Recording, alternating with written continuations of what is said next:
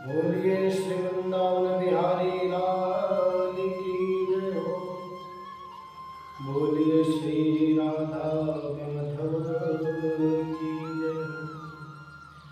कि गुरुर्ब्रह्मा गुरुर्विष्णु गुरुर्देवो महेश्वरा गुरुर् साक्षात् परब्रह्म तस्मै श्री गुरुवे नमः। कलयुग में जो ज्यादा पूजा पाठ करते हैं आखिर वो क्यों दुखी रहते हैं, आइए जानते हैं।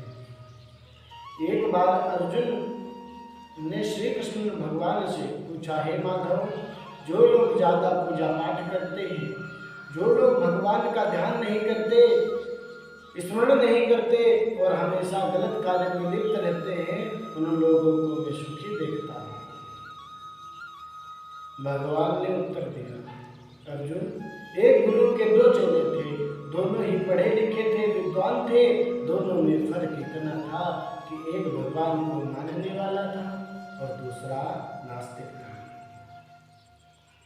एक ऐसा था कि जहाँ पर भगवान की कथा होती, जहाँ भगवान का सत्संग होता, वहाँ दौड़ के चला जाता।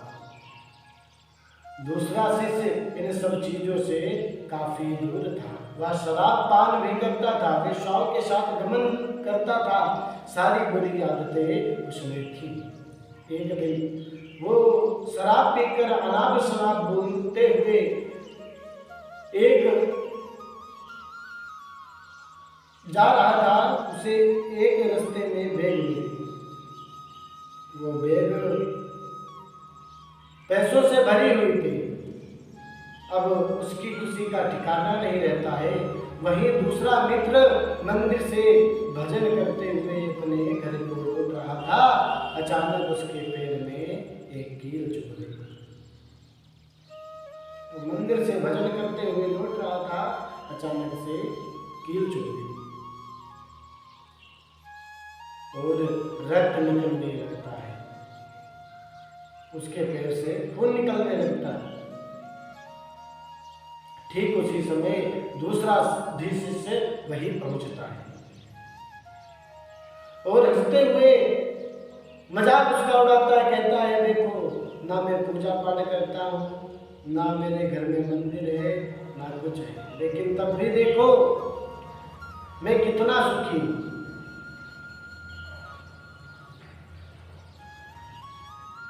उसने कहा, तब भी देखिए मैं कितना सुखी हूँ।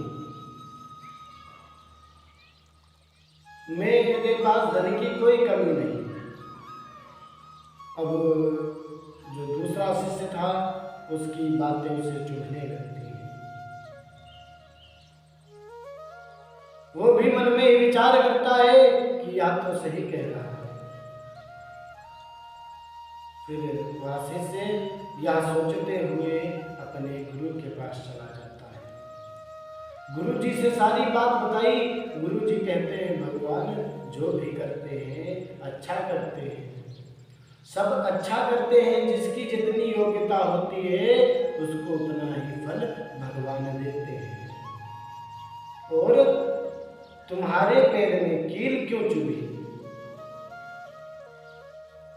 उसे वो भेद क्यों मिला? तुमने बहुत पाप किया था, पिछले जन्म में तुमने कोई पाप किया होगा, तभी तुम्हें कील चुभी। क्योंकि आज तुम्हारी मृत्यु आने वाली थी, भगवान का भजन कर रहे थे, इसलिए सिर्फ तुम्हारे कील ही चुभी, तुम्हारी मृत्यु नहीं हुई। और वो अगले जन्म में कोई अच्छा साधु संत होगा, तभी उसको पैसों से भरी हुई बैग मिली, क्योंकि वो ज़्यादा अमीर बनने वाला था, लेकिन उसने गंदी आदतों की वजह से वो उसको थोड़े से ही रुपए मिले, क्योंकि उसने अगले जन्म में अच्छा काम किया होगा। देखिए, कमी आप लोग अपने आप में ही निकालिए। गुरु जी ने कहा, कमी अपने आप में निकालिए, भगवान को दोष मत दीजिए। जो भगवान को दोष देता है वह महान मूर्ख होता है। इसलिए भगवान की भक्ति करें, भगवान के नाम का स्मरण करें।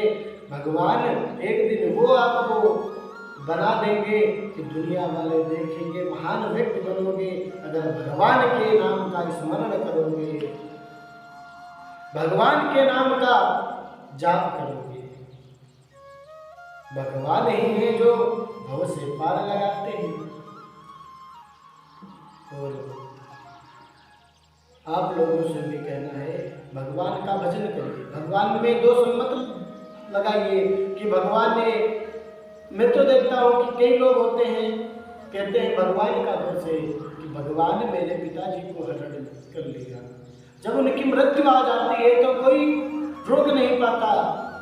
दशरथ जी भी थे, भगवान के पिता थे, भगवान ने क्या दशरथ जी को मरते हुए रोक लिया? नहीं ना।